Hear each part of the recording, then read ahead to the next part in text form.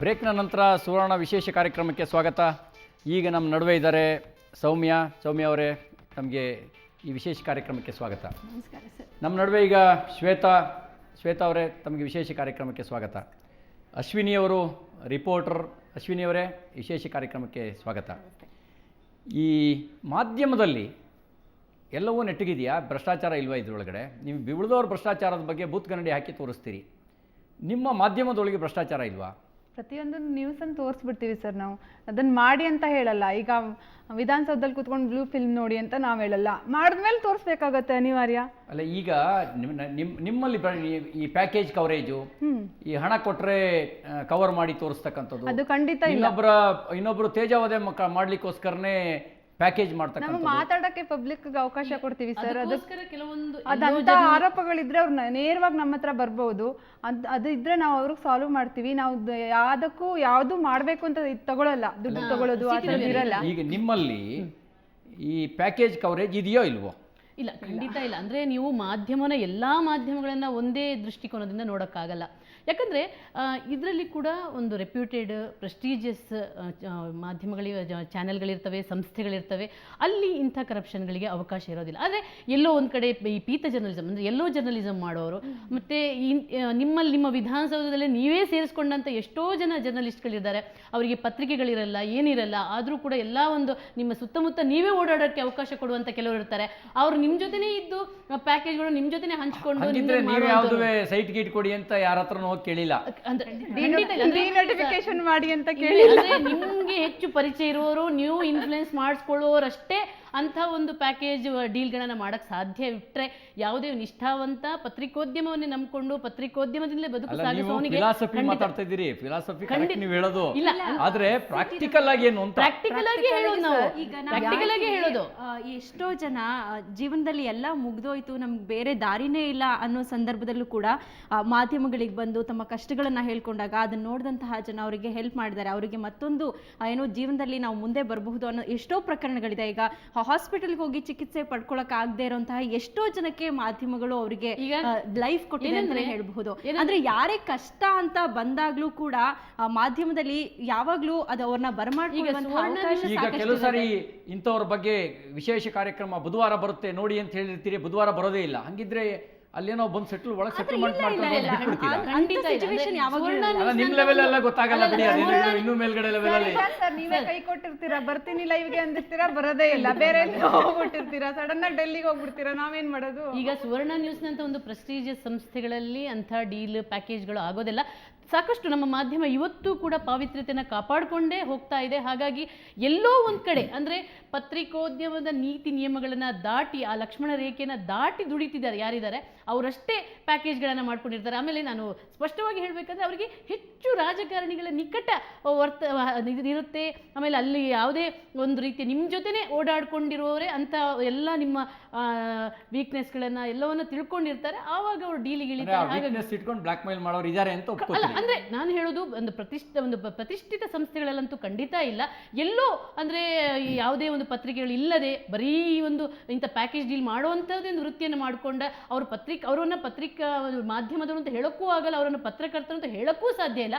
ಅವರನ್ನೇ ಅವರು ಪತ್ರಕರ್ತರು ಅಂತ ಬಿಂಬಿಸ್ಕೊಂಡು ಯಾವುದೇ ಪತ್ರಿಕೆಗಳಿಗೆ ಯಾವುದೇ ಒಂದು ಸಂಸ್ಥೆಗಳಿಗೆ ದುಡಿಯೋದು. ನೆಕ್ಸ್ಟ್ ಈ ನಿಮ್ದು ಆಂಕರ್ಗಳದ್ದು ಒಂದು ಕೋರ್ಸ್ ಸ್ಟಾರ್ಟ್ ಮಾಡಿ ಅದಕ್ಕೆ ಇವ್ರನ್ನ ಪ್ರೊಫೆಸರ್ನೋ ಲೆಕ್ಚರ್ನೋ ಮಾಡಿದ್ರೆ ಸರಿಯಾಗುತ್ತೆ. ಅಲ್ಲ, ಖಂಡಿತ ನಾವು ಇವ್ರ ಮಾತು ಕೇಳ್ಕೊಂಡು ಹೋದ್ರೆ ಯಾರು ಬದುಕಕ್ಕಾಗಲ್ಲ. ಅವ್ರ ಮಾತು ಕೇಳಬೇಡಿ ನೀವು. ಅವಕಾಶ ಸಿಕ್ಕಿದಾಗ ಏನಾದ್ರು ಅವಕಾಶ ಸಿಕ್ಕಿದ್ರೆ ನಮ್ಗೆ ಸಂಸ್ಥೆ ಬೇಕಾದಷ್ಟು ಸಂಬಳ ಕೊಡುತ್ತೆ. ನಮ್ ಸಂಸ್ಥೆ ಕೊಡುವಂತ ಸಂಬಳದಿಂದ ನಾವು ಖುಷಿಯಾಗಿದ್ದೀವಿ. ಅದರೊಂದು ಭ್ರಷ್ಟಾಚಾರ ಮಾಡಬೇಕಾದ ಅವಶ್ಯಕತೆನೇ ಇರಲ್ಲ. ಇರ್ಲಿ ಬಿಡಿ, ನಾನು ನಿಮ್ ನಂಬ್ತೀನಿ. ನೀವು ಯಾರು ಆ ಥರ ಇಲ್ಲ, ನನಗೂ ನಂಬಿಕೆ ಇದೆ. ಈಗ ಈ 24x7 ನೀವು ಮೇಕಪ್ ಹಾಕೊಂಡೇ ಇರ್ತೀರಲ್ಲ, ಮೇಕಪ್ನಲ್ಲಿ ನಿಮಗೆ ಇರಿಟೇಷನ್ ಆಗಲ್ವಾ? ಅಥವಾ ಮೇಕಪ್ಪು ಬಿಟ್ಟು ವಾಪಸ್ ಹೋಗ್ಬೇಕಾದ್ರೆ ನಿಮ್ಮನ್ನು ಗುರುತು ಹಚ್ತಾರೋ? ನಿಮ್ಮ ಮನೆಯಲ್ಲಿ ಮೇಕಪ್ನಲ್ಲೇ ನೀನು ಟಿ ವಿ ಒಳಗೆ ಚೆನ್ನಾಗಿ ಕಾಣ್ತೀಯಾ ಅಂತ ಅಂದಿಲ್ವಾ ಯಾವಾಗಲೂ? ಇಲ್ಲ ಸರ್, ಚಾನಲ್ 24/7 ಆದರೆ ಮೇಕಪ್ 24/7 ಹಾಕಲ್ಲ. ನಾವು ಶಿಫ್ಟ್ ವೈಸ್ ಮೇಕಪ್ ಹಾಕೊಂಡು ಹೋಗ್ತೀವಿ. ಮೇಕಪ್ ಇಲ್ಲದೆ ಗುರ್ತು ಹಿಡಿತಾರೆ ಜನ, ಅಷ್ಟೊಂದು ಕೆಟ್ಟದಾಗಿಲ್ಲ ಅನ್ಕೋತೀವಿ. ಅಲ್ಲ, ಮನೆಯಲ್ಲಿ ನೀವು ಮೇಕಪ್ಪಲ್ಲೇ ಚೆನ್ನಾಗಿ ಕಾಣ್ತೀಯಾ ಅಂತ ಅಂದಿಲ್ಲ, ಟಿ ವಿಯಲ್ಲೇ ಚೆನ್ನಾಗಿ ಕಾಣ್ತೀಯಾ ಅಂತ ಹೇಳಿಲ್ವಾ? ಇಲ್ಲ. ಹಾಗೆ ಟಿವಿಲಿ ನೋಡಿದ ತಕ್ಷಣ ಖುಷಿ ಆಗ್ಬಿಡುತ್ತಲ್ವಾ, ಹಾ ಟಿವಿಲಿ ಚೆನ್ನಾಗಿ ಕಾಣಿಸ್ತಿದೆ. ಯಾಕಂದ್ರೆ ದಿನ ಹುಟ್ಟಿದಾಗ್ಲಿಂದ ಬೆಳೆಯೋ ತನಕ ನೋಡೇ ಇರ್ತಾರೆ, ಆದ್ರೂ ಮೇಕಪ್ ಎಫೆಕ್ಟ್ ಆಗುತ್ತಲ್ವಾ. ಸೊ ದಿನದಲ್ಲಿ 8 ಗಂಟೆಗಳ ಕಾಲ ಮೇಕಪ್ ಅಲ್ಲೇ ಇರ್ತೀವಿ. ಸೊ ಹೀಗೆ ಇದ್ರೆ ಚಂದ ಅಂದ್ರೆ ನಮ್ಮನೆಯವರಂತೂ ಮೇಕಪ್ ಅಲ್ಲಿ ತಡೀರಿ, ಚೆನ್ನಾಗಿ ಅಶ್ವಿನಿ ಏನೋ ಇವತ್ತು ಮಾತಾಡಲೇಬಾರ್ದು ಅಂತ ತೀರ್ಮಾನ ಮಾಡ್ಕೊಂಡಿದ್ದೀನಿ. ಬಹುಶಃ ನೀವು ಇವತ್ತು ಮನೆಗೆ ಹೋದ್ಮೇಲೆ ನೀವು ಟಿವಿಲಿ ಚೆನ್ನಾಗಿ ಕಾಣಿಸಿದ್ರ ಅಥವಾ ಮನೇಲಿ ಚೆನ್ನಾಗಿ ಕಾಣಿಸ್ತೀರ ಅಂತ ನಿಮ್ಮ ಮನೆಯವ್ರು ಹೇಳ್ಬೋದು. ಆಮೇಲೆ ಇವತ್ತು ನಮ್ಮ ಒಟ್ಟಿಗೆ ಹಂಚ್ಕೊಂಡ್ರೆ ಬಹುಶಃ ನಮ್ಮ ಆಂಕರ್ಸಿಗೂ ಜಾಸ್ತಿ ಹೆಲ್ಪ್ ಆಗುತ್ತೆ ಅನ್ಸುತ್ತೆ. ಈಗ ಮನೆಗೆ ಹೋದ್ಮೇಲೆ ಏನು ಕಾದಿದೆಯೋ ದೇವರೇ ಕಾಪಾಡಬೇಕು. ಇದು ನೀವು ಒಟ್ಟು ನೀವಲ್ಲಿ ಫೀಲ್ಡಲ್ಲಿ ಒಂದು ಸುದ್ದಿಗೋಸ್ಕರ ಗಂಟೆಗಟ್ಟಲೆ ಕಾದು ಕೂತ್ಕೋತೀರಿ. ಅಲ್ಲಿ ಅವರು ಬೇಡ ಹೇಳಲ್ಲ ಅಂತಂದ್ರೂ ಅವರಿಗೆ ಒಂದು ರೀತಿ ಗೆರವ್ ಮಾಡಿದ ರೀತಿಲಿ ಹೋಗ್ತೀರಿ. ಮತ್ತು ನಿಮ್ಗೊಂದು ರೀತಿ ನನ್ನ ಅಬ್ಸರ್ವೇಷನ್ನು ಸ್ವಲ್ಪ ಸುಪೀರಿಯಾರಿಟಿ ಕಾಂಪ್ಲೆಕ್ಸ್ ಇರುತ್ತೆ, ನಮ್ಗೆ ಹೇಳಲೇಬೇಕು ಅಂತಿರುತ್ತೆ.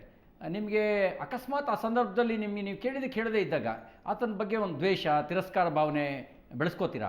ಇಲ್ಲ, ಖಂಡಿತ ದ್ವೇಷ ತಿರಸ್ಕಾರ ಭಾವನೆಯನ್ನ ಬೆಳೆಸ್ಕೊಳ್ತಾ ಹೋದ್ರೆ ನಾವು ಫೀಲ್ಡಲ್ಲಿ ಇರಕ್ಕೆ ಸಾಧ್ಯ ಇಲ್ಲ. ದಿನಕ್ಕೆ ಒಂದು 100 ಜನ ಪೊಲಿಟಿಷಿಯನ್ಸ್ ಎಷ್ಟು ಜನನ ದ್ವೇಷ ಕಟ್ಕೊಳ್ಳೋಣ? ಅಥವಾ ಕೊಬ್ಬು ಜಾಸ್ತಿ ಕಲಿಸ್ತೀವಿ ಬುದ್ಧಿ ಅಲ್ಲ, ಹಾಗೊಮ್ಮೆ ಬೈಕೊಂಡಿರ್ತೀವೇನೋ, ಆದ್ರೆ ಕಲಿಸುವಂಥ ಲೆವೆಲ್ ತನಕ ನಾವು ಆ ಮಿನಿಟ್ ಆದ್ಮೇಲೆ ಬಹುಶಃ ಮರೆತು ಹೋಗ್ತೀವಿ.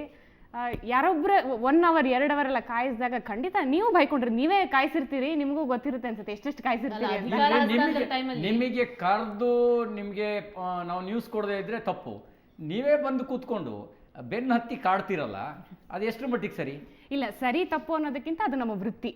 ಜನ ಬಯಸ್ತಾರ ಅದನ್ನ. ನೀವೇನ್ ಮಾಡ್ತೀರಾ, ಏನೇನು ಒಳ್ಳೇದ್ ಮಾಡ್ತೀರಾ, ಕೆಟ್ಟದ್ ಮಾಡ್ತೀರಾ, ಹಿಂದಿನ ಜನ್ಮದಲ್ಲಿ ನಕ್ಷತ್ರಿಕರಾಗಿದ್ರಿ, ಅವ್ನು ಹರಿಶ್ಚಂದ್ರನಿಗೆ ಕಾಡ್ದಂಗೆ ಈಗ ನೀವೆಲ್ಲರಿಗೂ ಅಲ್ಲ, ಈಗ ಹರಿಶ್ಚಂದ್ರ ಯಾರು ಇಲ್ಲ ಕಾಡುವಂತವ್ರು, ಬಟ್ ಸ್ಟಿಲ್ ನಕ್ಷತ್ರ ಕಾಡ್ದಂಗೆ ಅಂತ ಹೇಳಿದ್ರೆ ಈಗ ಬಿಜೆಪಿ ಸರ್ಕಾರ ಬಂದ್ಮೇಲೆ ಬೈಟಿಗೆ ಏನಂತ ಕೊರತೆ ಆಗೇ ಇರಲಿಲ್ಲ. ನಾವು ಬೈಕ್ ಹಿಡಿದಿದ್ರು ಕೂಡ ಮೈಕ್ ಹಿಡೀರಿ ಅಂತ ಹೇಳ್ಕೊಂಡು ಸುದ್ದಿ ಬೇಡ ಬೈಟಿಗೆ ಯಾವತ್ತೂ ಕೊರತೆ ಆಗಿಲ್ಲ. ನೀವೇನು ಅಂದ್ರೆ ಜಗಳ ಹಚ್ಚಿ ಚಂದ ನೋಡ್ತೀರಿ. ಇಲ್ಲ ಇಲ್ಲ, ಯಾಕಂದ್ರೆ ನಿಮ್ಮಲ್ಲಿ ವಾಕ್ಚಾತುರ್ಯ ಇವರಲ್ಲಿ ತೋರಿಸಿದಾಗ ಅದು ಆಟೋಮೆಟಿಕ್ಲಿ ಹತ್ಕೊಂಡ್ಬಿಡುತ್ತೆ. ಬಿಜೆಪಿ ಸರ್ಕಾರದ ವಾಕ್ಚಾತುರ್ಯ ಇರುವಂತ ಮಂತ್ರಿಗಳು ಮತ್ತೆ ತುಂಬಾ MLA ಗಳು ಇರೋದ್ರಿಂದ ನಮಗೆ ನಿಮ್ಮ ಸರ್ಕಾರ ಇರೋರಿಗೆ ಯಾವುದೇ ರೀತಿಯ ಬೈಟ್ಗೆ ಕೊರತೆ ಆಗಲ್ಲ. ಜೊತೆಗೆ ಒಬ್ಬರದ್ದೇ ಒಂದೇ ದಿನ ನಮ್ಗೆ 5 ಕಡೆ 5 ಭಿನ್ನ ನಮ್ಗೆ ಬೈಟ್ಗಳು ಸಿಗುತ್ತೆ, ಅಷ್ಟು ನಾವು ಲಕ್ಕಿ ನಿಮ್ಮ ಅಂತ. ಕಾರ್ಯಕ್ರಮಗಳು ಹಂಗೆ ಇರ್ತವೆ. ಈಗ ನೀವು ಬೆಳಿಗ್ಗೆ ಅರುಣರಾಗ, ಆಮೇಲೆ ಜ್ಯೋತಿಷ್ಯ, ಅದಾಗ್ತಿದ್ದಂಗೆ ಮಧ್ಯಾಹ್ನ ಮಂಗಳ ಗ್ರಹದ ಮೇಲೆ ಮಾನವ ಇಳಿದ ಅಂತ ಹೇಳಿ ಸೈನ್ಸ್ ಪ್ರೋಗ್ರಾಮ್ ತೋರಿಸ್ತೀರಿ. ಹೌದು, ಈಗ ಒಂದು ಕಡೆ ಮೂಢನಂಬಿಕೆಗಳನ್ನು ಬೆಳೆಸ್ತಾ, ಇನ್ನೊಂದು ಕಡೆ ವಿಜ್ಞಾನನೂ ತೋರಿಸ್ತಾ, ಸಂಜೆ ಬರ್ತಿದ್ದಂಗೆನೆ ಪ್ರಳಯ ಅಂತೇಳಿ ಒಂದು ಭಯ ಭೀತಿ ಹುಟ್ಟಿಸ್ತಕ್ಕಂಥ ಕೆಲಸನೂ ಮಾಡ್ತೀರಿ. ಇವೆಲ್ಲವೂ ಕೇವಲ TRPಗೆ. ಪ್ರಳಯದ ಬೇರೆ ಬೇರೆ ಮುಖಗಳನ್ನ ತೋರಿಸಿದ್ವಿ. ಬರೀ ಪ್ರಳಯ ಆಗೇ ಹೋಗುತ್ತೆ ಅಂತ ಏನಕ್ಕಾಗತ್ತೆ ಅಥವಾ ಆದ್ರೆ ಹೇಗಿರಬಹುದು ಅನ್ನೋ ಒಂದು ಊಹೆಯನ್ನ ತೋರಿಸಿದ್ವಿ ಹೊರತು ಆಗೋಗ್ಬಿಡತ್ತೆ ಹುಷಾರಾಗಿರಿ ಅಂತ ಹೇಳಿದ್ರೆ ನಾವು ಅದು ಜ್ಯೋತಿಷ್ಯದ ಆಂಗಲ್ ತೋರಿಸಿದ್ವಿ, ಸೈನ್ಸ್ ಆಂಗಲ್ ತೋರಿಸಿದ್ವಿ, ಎಲ್ಲ ಮುಖಗಳನ್ನು ತೋರಿಸ್ತೀವಿ ಅಷ್ಟೇ. ಅಷ್ಟೇ ನಮ್ಮ ಕೆಲಸ. ನೀವು ಬರೀ ಉಪ್ಪಿಟ್ಟೆ ತಿಂದ್ರೆ ಅದು ರುಚಿ ಇರಲ್ಲ, ಅದಕ್ಕೆ ಎಲ್ಲವನ್ನ ಬಡಿಸ್ತೀವಿ. ಉಪ್ಪಿಟ್ಟು ಜೊತೆ ಕೇಸರಿ ಬಾತು ಇರುತ್ತೆ, ಉಪ್ಪಿನಕಾಯಿ ಇರುತ್ತೆ, ಮೊಸರನ್ನ ಇರುತ್ತೆ, ಎಲ್ಲವೂ ಚೌಚೌ ಬಾತ್ ಮಾಡಿ ಕೊಡ್ತೀವಿ ನಾವು. ಬರೀ ನೀವು ಉಪ್ಪಿಟ್ಟೆ ತಿಂದ್ರೆ ಆಮೇಲೆ ನೀವೇ ಬೈಕೊಳ್ಳಲ್ವಾ? ಬರೀ ನಾಲೆಜ್ ಬರುತ್ತೆ ಸರ್, ಯಾವುದೋ ಒಂದು ನಾಲೆಜ್ ಇಟ್ಕೊಂಡಿದ್ರೆ ಆಗಲ್ಲ, ಎಲ್ಲ ಆದ್ರೆ ಬರೀ ಉಪ್ಪಿಟ್ಟೆ ಜಾಸ್ತಿ ಹಾಕಿದ್ರೂ ಸರಿ ಇರೋದಿಲ್ಲ. ಒಂದೊಂದು ದಿನ ಬೆಳಗಿನ ಸಂಜೆವರೆಗೂ ಒಂದನ್ನೇ ತೋರಿಸಿ ಟಿವಿ ಹೊಡೆದಾಕ್ಬಿಡೋಣ ಅನ್ನೋ ಅಷ್ಟ್ರ ಮಟ್ಟಿಗೆ ಅವ್ನು ಸಿಟ್ಟೇನಾರ ಬಂದ್ರೆ ಟಿವಿಗೆ ತಾಕ್ಬಿಡ್ಬೇಕು. ನಿಮ್ ಮಿಸಸ್ ಹೇಳಿದ್ರು ಇಡೀ ದಿನ ನೋಡಕ್ಕಾಗಲ್ಲ, ಎಲ್ಲೋ ಒಂದ್ಸರಿ ಬಂದು ಕುತ್ಕೊಂಡು ನೋಡ್ತಾರೆ ಅಂತ. ಆ ಟೈಮಲ್ಲಿ ಬಂದು ಕುತ್ಕೊಂಡು ನೋಡೋರ್ಗೆ ಗೊತ್ತಾಗ್ಬೇಕಲ್ಲ. ಕೊನೆಗೆ ಇಲ್ಲಿ ಏನಾಗ್ತಿದೆ ಅನ್ನೋ ಪರಿಜ್ಞಾನನೇ ಇಲ್ದಿದ್ರೆ, ರಾಜಕೀಯದಲ್ಲಿ ಏನಾಗ್ತಿದೆ ಅನ್ನೋದು ಗೊತ್ತೇ ಇಲ್ದಿದ್ರೆ ಅವ್ರು ವೋಟ್ ಮಾಡೋದು ಹೆಂಗೆ ಸರ್ ನಿಮ್ಮಂತವ್ರಿಗೆ? ಮತ್ತೆ ಇನ್ನಷ್ಟು ಮಾತಾಡ್ತೀನಿ. ಅದರ ನಡುವೆ ಒಂದು ಬ್ರೇಕ್ ನಂತರ ನಮ್ಮ ವಿಶೇಷ ಕಾರ್ಯಕ್ರಮ ಮುಂದುವರಿಯುತ್ತೆ.